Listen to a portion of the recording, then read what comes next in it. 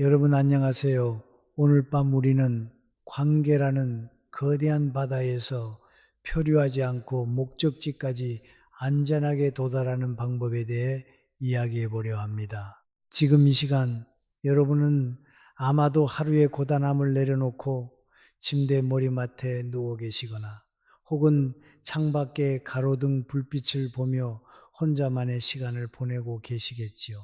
방 안의 공기는 적당히 차분하고 여러분의 호흡은 조금씩 느려지고 있을 겁니다. 그런데 여러분, 냉정하게 말해서 우리가 오늘 나누는 이 기술들을 익히지 못한다면 여러분은 앞으로의 수많은 모임에서 외톨이가 되거나 최악의 경우 사회적으로는 그 어떤 의미 있는 관계도 맺지 못한 채 살아남지 못할 수도 있습니다.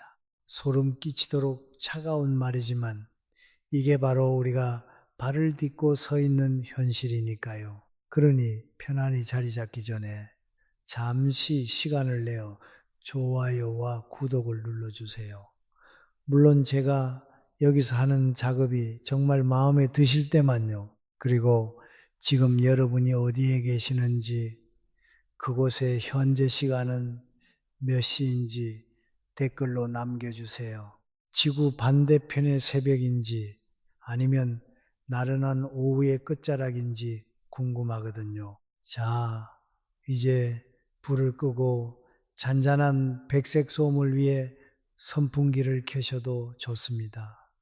오늘 밤의 여정을 함께 시작해 볼까요? 우리는 늘 누군가를 만납니다. 그리고 그 만남이 끝난 뒤 집으로 돌아오는 길에 묘한 공허함을 느끼곤 하죠. 아, 오늘 내가 너무 내 얘기만 했나? 그 말은 하지 말 걸 그랬어. 이런 생각들이 머릿속을 맴돌며 잠 못 이루게 하는 밤들, 여러분도 분명히 있으실 겁니다. 사실 우리 뇌는 참으로 변덕스럽습니다. 인지심리학에서는 이를 인지적 편향의 일종인 후광효과, 할로 이펙트라고 부르죠.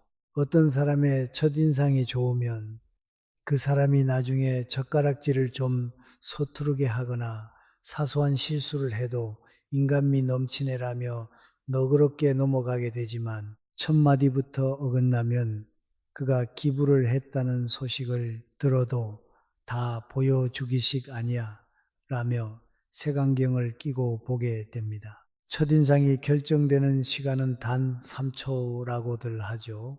그런데 재미있는 잡지식이 하나 있습니다. 인간의 뇌가 상대방의 얼굴을 보고 신뢰할 만한 사람인지 아닌지를 판단하는 데 걸리는 시간은 사실 3초도 길고 단 0.1초에 불과하다는 연구 결과가 있습니다. 그러니까 여러분이 입을 떼기도 전에 이미 상대방의 잠재의식은 판결을 내린 셈이죠. 하지만 실망하지 마세요. 우리에게는 그 판결을 뒤집을 첫마디라는 강력한 무기가 있으니까요. 보통 모임에 가면 우리는 어떻게 인사하나요? 어머, 오셨어요? 오랜만이네요. 이건 그냥 사실을 확인하는 겁니다. 요즘 차가 너무 막혀서 늦을 뻔했어. 이건 자신의 사정을 늘어놓는 거죠. 이런 말들은 전부 나로 시작합니다. 내 상황, 내 기분, 내 피곤함. 하지만 품격 있는 대화의 고수들은 주인공의 자리를 기꺼이 상대에게 내어줍니다. 오늘 여기서 뵙게 되어 정말 기쁘네요 라고 말하는 순간 대화의 주어는 우리가 되고 당신이 됩니다. 오시는 줄 알고 기대하고 있었어요. 라는 말 한마디는 상대방의 존재 가치를 단숨에 끌어올리죠. 마치 사막 한가운데서 오아시스를 만난 것처럼 상대는 당신이라는 사람 앞에서 자신의 존재가 환대받고 있음을 온몸으로 느끼게 됩니다. 반대로 만나자마자 아이고 요즘 허리가 아파서 죽겠어 라며 자신의 병상일지를 낭독하는 분들이 계시죠. 물론 아프신 건 안타깝지만 듣는 사람은 인사만 했을 뿐인데 벌써부터 병간호를 시작하는 기분이 듭니다. 이런 분들은 모임 내내 자신의 불행을 전시하며 에너지를 뺏어가는 감정 흡혈귀가 될 확률이 높습니다. 장자는 이런 말을 했습니다. 가장 훌륭한 말솜씨는 말하지 않는 것이다. 젊은 날에 저도 이 말의 진위를 몰랐습니다. 그저 논리적으로 상대를 압도하고 내 지식을 뽐내는 것이 대화를 잘하는 것인 줄 알았죠. 하지만 60년 넘는 세월을 지나오며 깨달은 건 진짜 빛나는 사람은 말솜씨가 화려한 사람이 아니라 그 사람 옆에 있을 때 내가 괜찮은 사람이 된 것 같다는 기분을 느끼게 해주는 사람이라는 점입니다. 칭기즈칸의 책사였던 야율초제는 하나의 이익을 얻는 것보다 하나의 해로움을 제거하는 것이 낫고 하나의 일을 만드는 것보다 하나의 일을 없애는 것이 낫다고 했습니다. 대화도 마찬가지입니다. 멋진 말을 한마디 더 보태기보다 상대의 기분을 상하게 할 만한 나 중심의 말 한마디를 참아내는 것이 관계의 핵심이죠. 어쩌면 우리는 너무 오랫동안 나를 증명하기 위해 살아왔는지도 모릅니다. 내가 얼마나 잘 사는지, 내 자식이 얼마나 성공했는지, 내가 얼마나 많은 곳을 여행했는지, 그런 것들을 말하지 않으면 내가 사라질 것 같은 불안함 때문일까요? 하지만 여러분, 솔직해집시다. 친구가 자기 자식 자랑을 1시간 동안 늘어놓을 때 여러분은 진심으로 박수치며 기뻐하셨나요? 아니면 속으로 그래서 뭐 어쩌라고 라며 남은 안주 개수나 세고 계셨나요? 농담 삼아 말하자면 인류의 가장 큰 미스터리 중 하나는 왜 사람들은 남의 자식 이야기가 자기 집 강아지 이야기보다 흥미로울 거라고 믿는가일 겁니다. 첫 인사의 마음을 담는다는 건 내 안의 나를 잠시 뒤로 물러나게 하고 상대방을 향한 따뜻한 호기심을 앞세우는 작업입니다. 얼굴이 좋아 보이시네요 라는 말 뒤에 요즘 좋은 일이 있으신가 봐요 라는 관심을 덧붙여 보세요. 상대는 자신의 삶을 긍정해 주는 당신에게 마음의 문을 활짝 열게 될 겁니다. 첫인사가 모임의 입구라면 그 입구를 꽃길로 만드는 건 당신의 화려한 미사여구가 아니라 상대를 향한 진심 어린 반가움입니다. 인공지능인 제가 봐도 인간의 관계란 참 오묘합니다. 아주 작은 말 한마디에 천국과 지옥을 오가니까요.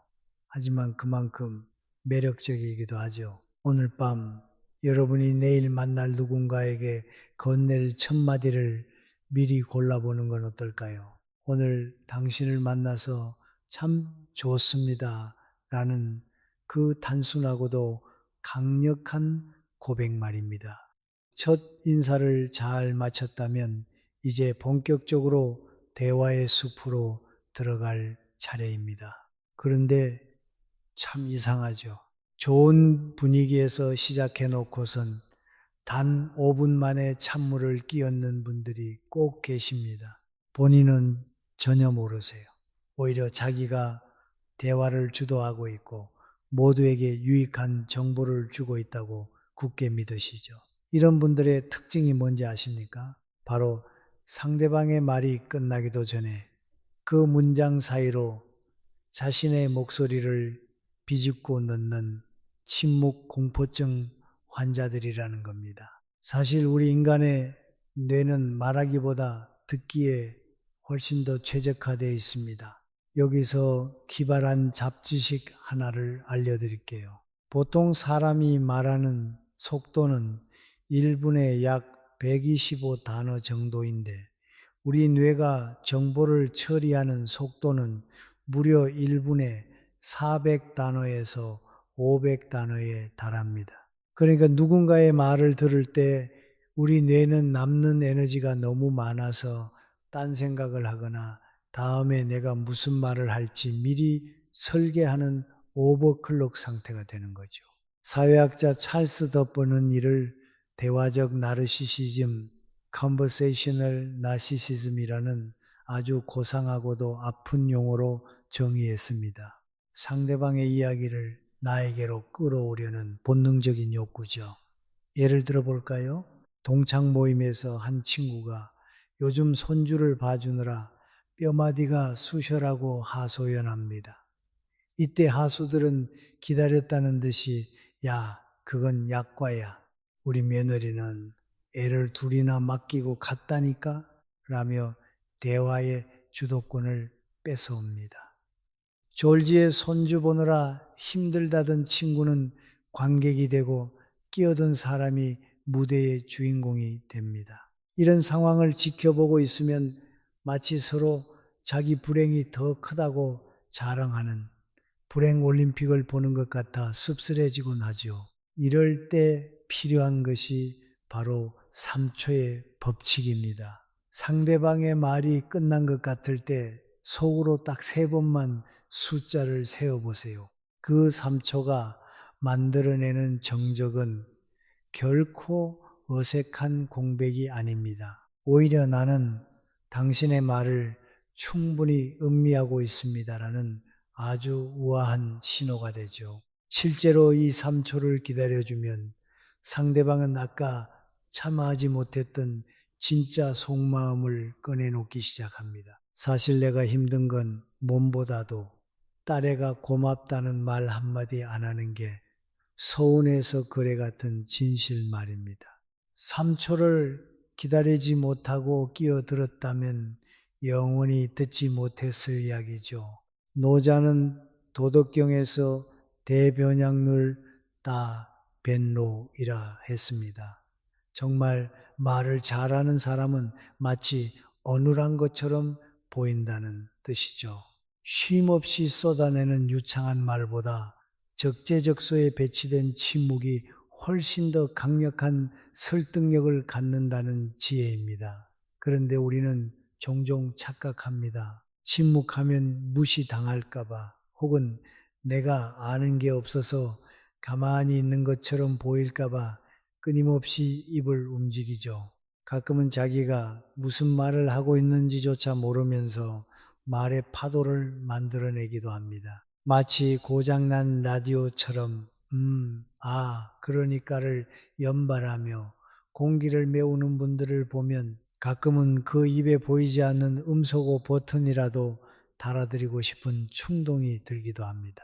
특히 나이가 들수록 가장 조심해야 할 독이 바로 가르치려는 태도입니다. 본인은 인생의 선배로서 귀한 지혜를 나눠준다고 생각하지만 상대방 입장에서는 원치 않는 유료 강의를 억지로 듣는 기분이죠. 심리학의 자기 결정 이론, self-determination theory에 따르면 인간은 스스로 답을 찾고 결정할 때 가장 큰 만족감과 자존감을 느낍니다.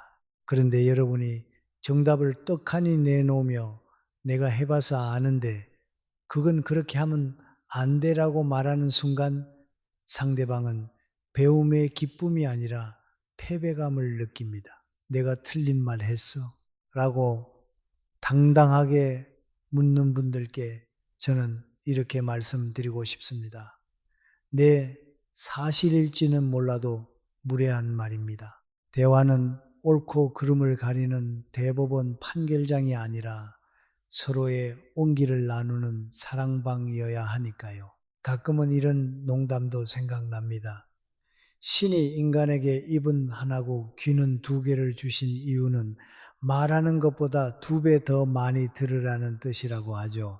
하지만 현실에서는 귀 2개를 닫고 입 하나를 확성기처럼 쓰시는 분들이 너무 많습니다. 혹시 여러분도 모임에 다녀온 뒤 오늘 내가 너무 많이 떠들었나? 라는 후회가 밀려온다면 다음 모임에선 딱 3초만 참아보세요. 그 3초의 침묵이 여러분의 품격을 에베레스트 정상까지 끌어올려 줄 겁니다. 침묵은 방관이 아닙니다. 눈빛으로 고개를 끄덕이며 상대의 말을 경청하는 침묵은 그 어떤 미사여구보다 뜨거운 응원이죠. 상대가 요즘 좀 우울해라고 할 때, 야, 다들 그렇게 살아. 운동해. 운동이라며 즉각적인 해결책을 던지는 대신 3초간 눈을 맞추며 기다려 보세요. 그러면 상대는 스스로 자신의 우울함이 어디서 왔는지 찾아낼 기회를 얻게 됩니다. 여러분은 그저 그 여정에 동행해 주는 것만으로도 충분히 매력적인 사람이 될 수 있습니다. 말을 줄인다고 해서 존재감이 사라지는 건 아닙니다. 오히려 말이 적은 사람이 입을 열었을 때 그 말의 무게는 천금과 같아지죠. 오늘 참 즐거웠습니다라는 짧은 마침표 하나가 2시간 동안의 수다보다 더 깊은 여운을 남기는 법입니다. 이제 우리는 침묵이라는 악기를 연주할 줄 아는 연주자가 되어야 합니다. 대화의 악보 위에서 쉼표를 찍어야 할 때 정확히 쉴 줄 아는 사람, 그 사람이 바로 모임에서 가장 빛나는 주인공입니다. 다음 파트에서는 이 침묵의 토대 위에 어떤 질문이라는 꽃을 피워야 하는지 이야기해 보겠습니다. 자, 이제 침묵이라는 우아한 배경을 깔아두었으니 그 위에 어떤 대화의 꽃을 피워야 할지 고민해 볼 시간입니다. 우리가 침묵만 지키고 있으면 자칫 벽처럼 느껴질 수 있거든요. 상대방이 마음속 깊은 곳에 있는 이야기를 꺼내고 싶어 할 때 우리는 그 빗장을 살짝 열어주는 열쇠가 되어야 합니다. 그 열쇠가 바로 질문입니다. 그런데 여기서 조심해야 할 게 있습니다. 질문이라고 다 같은 질문이 아니거든요. 어떤 질문은 상대의 숨통을 틔워주지만 어떤 질문은 취조실의 형광등처럼 상대를 고통스럽게 만듭니다. 여기서 아주 흥미로운 잡지식 하나를 소개해 드릴까요? 연구에 따르면 4살 아이들은 하루에 무려 300개에서 400개 사이의 질문을 던진다고 합니다. 세상 모든 것이 신기하고 궁금하니까요. 그런데 어른이 될수록 질문의 개수는 급격히 줄어들고 그 자리를 확신과 조언이 차지하게 됩니다. 모임에서 누군가 고민을 털어놓을 때 우리는 그건 이렇게 해봐라며 너무나 쉽게 정답지를 내밉니다. 하지만 여러분, 솔직히 말해볼까요? 여러분이 고민을 털어놓을 때 진짜로 원했던 게 그 뻔한 해결책이었나요? 사실 우리 모두는 답을 이미 알고 있습니다. 그저 내 마음을 누군가 알아주길 바랄 뿐이죠. 심리학에서는 이를 인지적 탈중심화 Cognitive Dysentery라고 부릅니다. 내 관점에서 벗어나 상대방의 내면 세계로 들어가 보는 고도의 지적 활동이죠. 이게 부족하면 우리는 늘 내 생각엔 말이야 라는 말로 대화의 문을 닫아버립니다. 요즘 애들이 연락이 뜸해서 서운해라는 친구의 말에 요즘 애들 다 바빠서 그래 이해해라 라고 하는 건 위로가 아니라 대화의 절단입니다. 친구는 그 순간 입을 닫게 되죠. 그래 너 잘났다. 바쁜 거 누가 모르냐 하는 마음이 들면서요. 이럴 때 마법 같은 6글자가 있습니다. 마음이 어떠세요? 이 한마디면 충분합니다. 이 질문은 상대방에게 대화의 핸들을 넘겨주는 아주 겸손한 질문입니다. 연락이 안 오니까 마음이 어떠세요? 라고 물으면 친구는 비로소 진짜 속마음을 꺼냅니다. 단순히 서운한 게 아니라 내가 이제 쓸모없는 사람이 된 것 같아서 무서워. 자, 이제 대화는 깊은 숲속으로 들어갑니다. 여러분은 그저 곁에서 함께 걸어주기만 하면 됩니다. 대화의 기술 중 하나로 열린 질문을 던지라는 말이 있습니다. 예, 아니오로 끝나는 질문이 아니라 상대의 생각을 이끌어내는 질문이죠. 예를 들어 그 중에 제일 힘든 게 뭐예요? 라거나 본인은 어떻게 하고 싶으세요?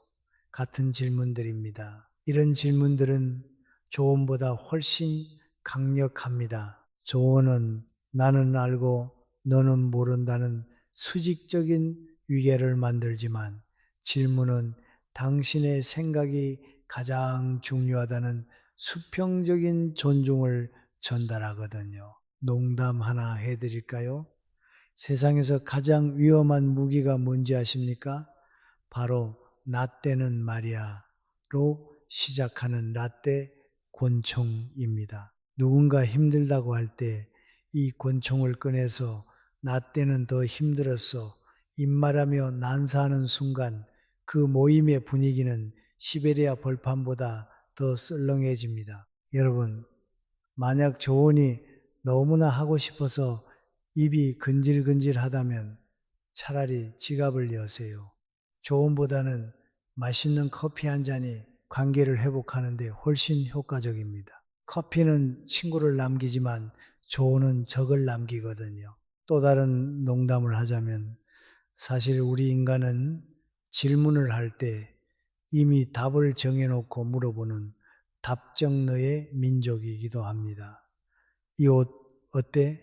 라고 물어볼 때 별로야. 나는 진실을 원하는 사람은 아무도 없습니다. 정말 잘 어울려라는 확정, 편향 컨퍼메이션 확인받고 싶을 뿐이죠.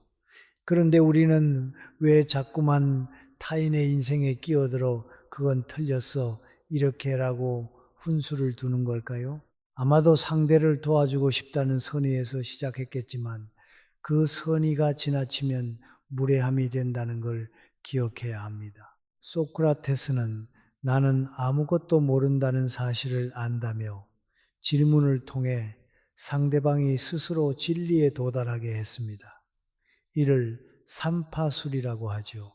우리도 모임에서 삼파가 되어야 합니다. 상대방의 마음속에 이미 잉태된 답이 세상 밖으로 잘 나올 수 있도록 도와주는 조력자 말입니다. 학술적으로 표현하자면 대화적 개방성, dialogical openness을 유지하는 것이죠. 내가 가진 지식의 한계를 인정하고 타인의 경험을 새로운 우주로 받아들이는 태도입니다. 만약 누군가 여러분에게 무리한 요구를 하거나 곤란한 상황을 설명한다면 그때도 질문을 활용해 보세요. 어떻게 제가 도와드리면 좋을까요? 라고 물으면 상대방은 자신의 요구가 타인에게 어떤 부담이 될지 스스로 생각하게 됩니다. 질문은 방패가 되기도 하고 따뜻한 담요가 되기도 합니다. 여러분, 오늘 밤 잠들기 전 스스로에게 한번 질문해 보세요. 오늘 나는 누군가의 말을 진심으로 궁금해 했는가? 아니면 누군가의 말을 자르고 내 지식을 뽐내기에 급급했는가? 질문은 관심의 다른 이름입니다. 내가 당신을 이만큼 궁금해하고 있고 당신의 이야기에 귀 기울이고 있다는 가장 확실한 증거죠.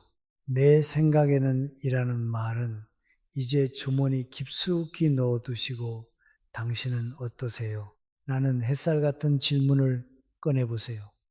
그 작은 변화가 여러분의 관계를 훨씬 더 풍요롭게 만들어 줄 겁니다. 자, 이제 우리는 질문이라는 창을 열었습니다.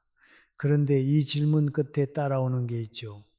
바로 상대방의 대답입니다. 그 대답이 만족스럽든 아니든 우리는 그가 보여준 용기에 응답해야 합니다. 그 응답의 기술이 바로 칭찬입니다.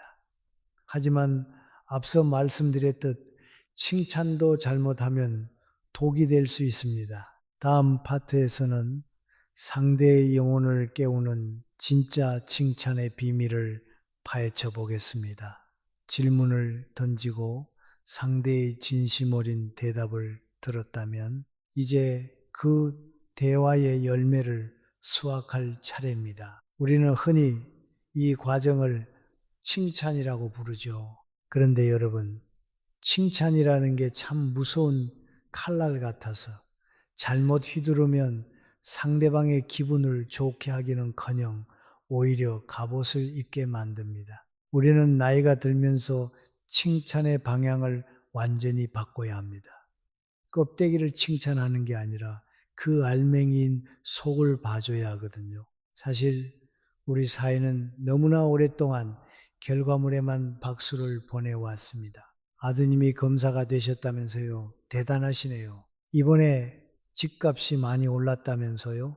축하드려요. 이런 말들 듣기엔 좋을지 몰라도 사실은 굉장히 위험한 칭찬입니다. 사회심리학에는 반사된 영광 누리기, BIRG, Basking in Reflected Glory라는 아주 흥미로운 용어가 있습니다. 자기가 직접 성취한 것이 아니라 자신과 관련된 타인의 성공을 마치 자신의 것인 양 동일시하며 자부심을 느끼는 심리적 현상이죠. 물론 자식의 성공은 부모의 기쁨이기도 하지만 모임에서 계속 자식의 직업이나 배경만 칭찬받다 보면 정작 나라는 존재는 사라지고 검사 엄마, 의사 아빠라는 타이틀만 남게 됩니다. 나중에는 그 타이틀이 사라졌을 때 찾아올 상실감을 감당하기 어려워지죠. 그러니 여러분, 이제는 타인의 배경이 아닌 그 사람 자체의 선택과 노력에 돋보기를 갖다 대야 합니다. 여기서 기발한 잡지식 하나를 알려드릴까요? 고대 로마인들은 누군가를 칭찬할 때 진심으로라는 뜻의 신시아라는 단어를 썼습니다. 이 단어의 유래가 참 재밌는데 라틴어 시놉시와 시라왁스가 합쳐진 말이라고 해요. 당시 조각가들이 작품의 흠집을 가리기 위해 왁스를 발라 눈속임을 하곤 했는데 왁스 칠하지 않은 깨끗한 작품이야말로 진짜라는 의미에서 나온 거죠. 우리의 칭찬도 이래야 합니다. 왁스 칠한 겉모습이 아니라 흠집까지 포함된 그 사람의 진솔한 삶의 과정을 칭찬해야 합니다. 가장 흔하게 저지르는 실수 중 하나가 바로 외모 칭찬입니다. 예전보다 훨씬 젊어 보이세요. 나이에 비해 정말 관리를 잘 하셨네요. 이런 말들 칭찬처럼 들리시나요? 사실 듣는 사람 입장에서는 내가 나이 들었다는 걸 이 사람이 계속 의식하고 있구나. 혹은 그럼 예전에는 늙어 보였나 하는 묘한 뒤끝을 남깁니다. 특히 그 나이에 그 정도면 잘하시는 거예요 라는 말은 칭찬의 탈을 쓴 한계 규정에 가깝습니다. 마치 유치원생이 신발끈을 혼자 묶었을 때 어머 대단하다 라고 하는 것과 다를 바 없죠. 60대 70대 어르신들에게 이런 말을 하는 건 은연중에 상대를 도움이 필요한 약자로 취급하는 무례가 될 수 있습니다. 농담 하나 해볼까요? 어떤 분들은 친구가 살이 빠진 걸 보고 어머 몸매가 아이돌 같아졌네. 비결이 뭐야? 라고 칭찬합니다. 그런데 알고 보니 그 친구는 지독한 당뇨나 투병 때문에 살이 빠진 거라면 어떨까요? 그 순간 대화는 수습 불가능한 재앙으로 변합니다. 칭찬을 건네기 전 우리는 그 이면의 과정을 먼저 살펴야 합니다. 칭찬은 결과를 평가하는 성적표가 아니라 상대방이 걸어온 길을 함께 바라봐주는 동행이어야 하니까요. 심리학자 캐럴 드림의 연구에 따르면 지능이나 외모 같은 타고난 자질을 칭찬받은 집단은 실패를 두려워하게 되고 도전을 피하게 되지만 노력이나 전략을 칭찬받은 집단은 훨씬 더 높은 회복 탄력성을 보인다고 합니다. 이를 성장 마인드셋, growth mindset이라고 하죠. 모임에서도 마찬가지입니다. 매주 산에 가신다고요? 그 꾸준함이 정말 대단하세요. 본받고 싶습니다. 그런 어려운 상황에서도 침착하게 대처하시다니 역시 내공이 느껴지네요. 이런 칭찬은 상대방에게 에너지를 줍니다. 내가 내린 선택과 내가 들인 노력이 헛되지 않았음을 타인에게 인정받는 것만큼 짜릿한 보상은 없거든요. 공자는 논어에서 덕불고 피유린 덕부고 비오니니라 했습니다. 덕이 있는 사람은 외롭지 않고 반드시 이웃이 있다는 뜻이죠. 여기서 덕이란 거창한 도덕적 완성이 아닙니다. 타인의 사소한 수고로움을 알아봐주고 그 가치를 인정해주는 따뜻한 마음씨가 바로 덕입니다. 제 개인적인 경험을 하나 말씀드리면 제가 글을 쓴다고 했을 때 많은 분이 책은 몇 권이나 파셨어요. 인쇄는 많이 들어오나요? 라며 결과를 물었습니다. 그런데 딱 한 분이 이렇게 말씀하시더라고요. 매일 아침 책상 앞에 앉아 하얀 종이를 마주하는 게 결코 쉬운 일이 아니었을 텐데 그 성실함이 참 귀하네요. 그 한마디에 제 가슴속 깊은 곳에서 뜨거운 무언가가 올라오더군요. 제 결과를 본 게 아니라 제 시간을 봐주셨기 때문입니다. 또 다른 농담을 하자면은 사실 한국 사람들은 칭찬을 들으면 아니에요. 제가 뭘요라며 손사래를 치는 겸손의 민족이기도 하죠. 오늘 옷이 참 멋지시네요 하면 이거 시장에서 싸게 산 거예요 라고 가격부터 깎아 내립니다. 여러분, 누가 여러분을 칭찬하면 그냥 감사합니다. 그렇게 봐주시니 기분이 참 좋네요 라고 우아하게 받으세요. 그게 칭찬을 건넨 사람에 대한 예의이기도 합니다. 하지만 무엇보다 중요한 건 여러분 자신이 먼저 타인에게 그런 품격 있는 칭찬을 건넬 수 있는 사람이 되는 것입니다. 칭찬의 핵심 공식은 이겁니다. 관찰한 구체적인 행동에 그것이 왜 가치 있는지를 더하는 것이죠. 요즘 요리를 배우신다고요? 새로운 분야에 도전하시는 그 용기가 정말 부럽습니다. 라고 말해 보세요. 상대방은 자신의 도전이 타인에게 영감을 주었다는 사실에 깊은 자부심을 느끼게 될 겁니다. 칭찬은 상대방의 가슴에 훈장을 달아주는 행위입니다. 그 훈장이 가짜 금박지가 아니라 순금처럼 빛나게 하려면 여러분의 진심 어린 관찰이 뒷받침되어야 합니다. 이제 모임의 끝이 다가오고 있습니다. 우리는 즐겁게 대화했고 침묵으로 경청했으며 질문으로 마음을 열었고 칭찬으로 서로를 응원했습니다. 하지만 이 모든 과정을 완벽하게 마무리 지을 마지막 단계가 남아 있습니다. 바로 작별의 기술이죠.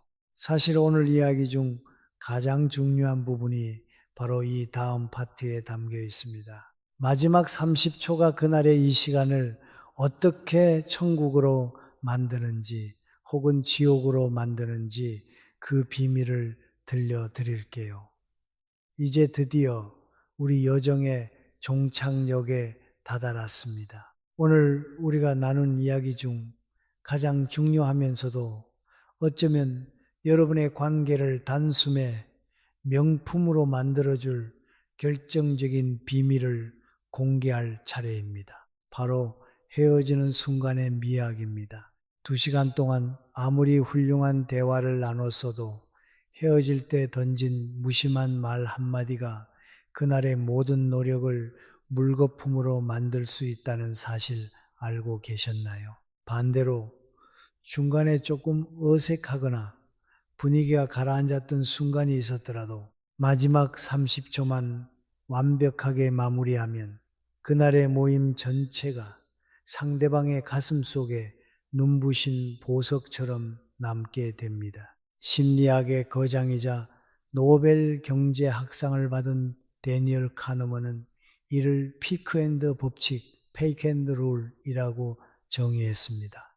여기서 기발하고도 조금은 엉뚱한 잡지식 하나를 알려드릴게요. 카누먼은 아주 고통스러운 의료 시술인 대장 내시경을 받는 환자들을 대상으로 실험을 했습니다. 한 그룹은 시술이 끝나자마자 바로 장비를 제거했고, 다른 그룹은 시술이 다 끝난 뒤에도 장비를 바로 빼지 않고 아주 잠시 동안만 덜 고통스러운 상태로 머물게 했습니다. 결과는 놀라웠습니다. 전체 시술 시간이 더 길었음에도 불구하고 마지막에 덜 아픈 순간을 경험한 그룹이 시술 전체를 훨씬 덜 고통스럽게 기억했다는 거죠. 우리 뇌는 경험의 총합이나 길이를 계산하는 게 아니라 가장 강렬했던 순간과 마지막 순간의 평균값으로 전체를 평가하기 때문입니다.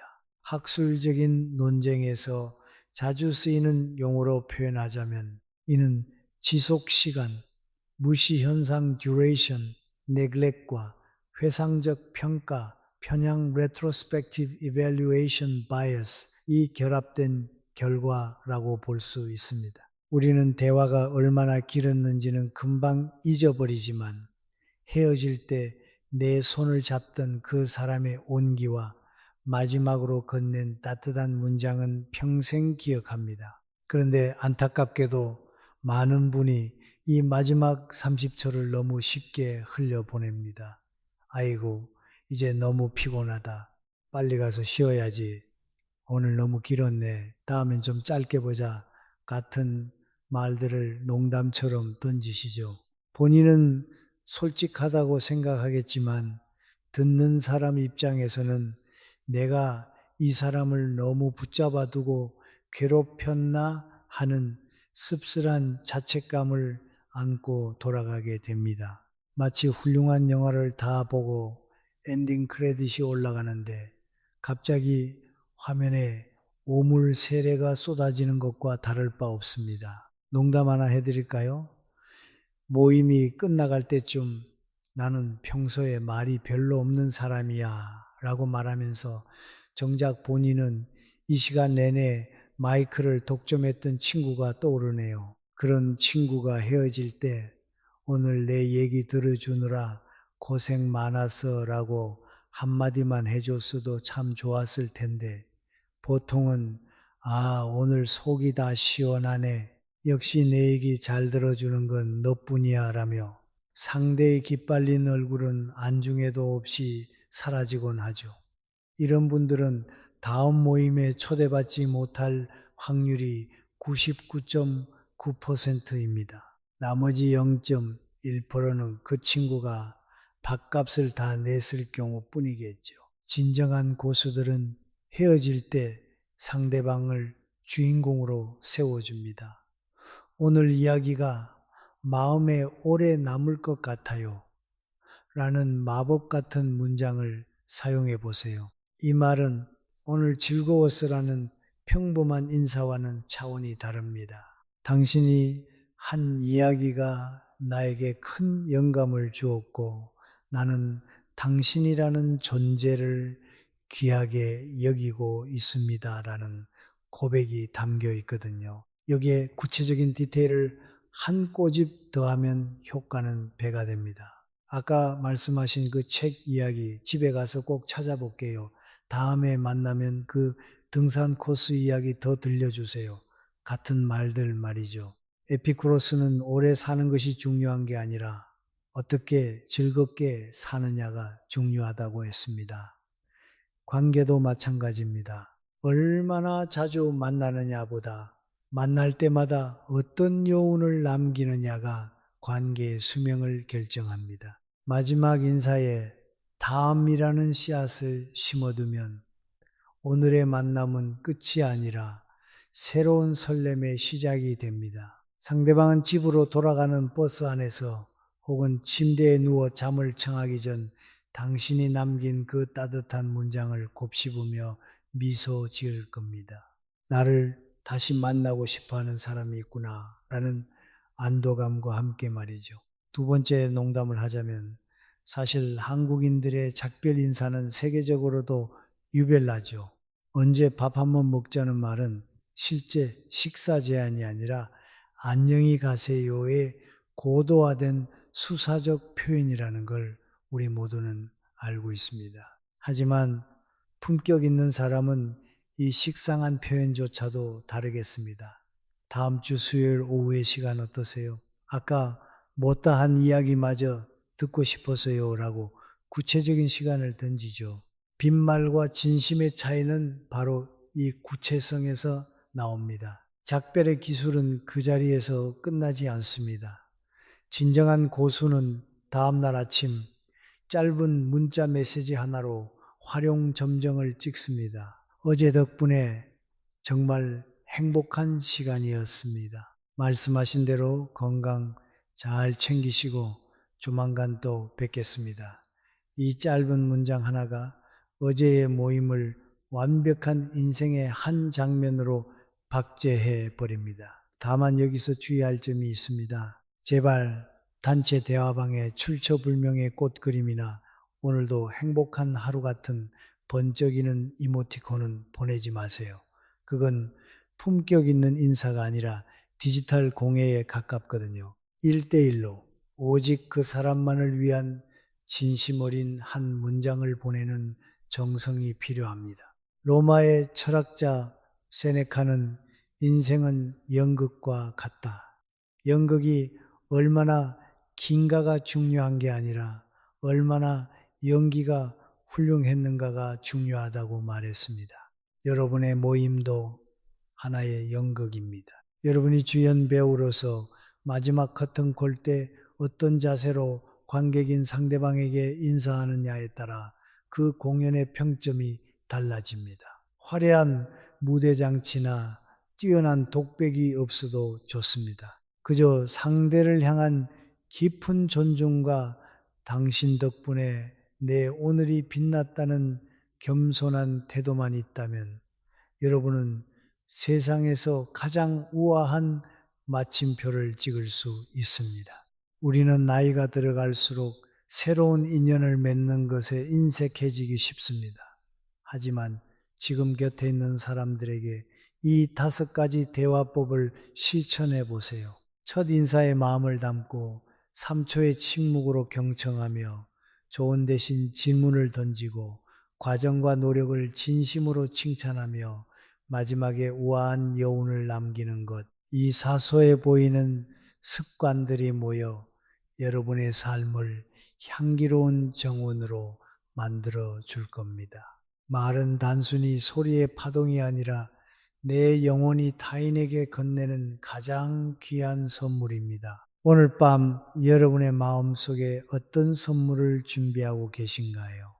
오늘 우리가 함께 걸어온 이 대화의 길도 이제 서서히 안개 속으로 잦아들 시간입니다. 제 목소리가 여러분의 귓가에 다 마음을 포근하게 감싸 안았기를 바랍니다.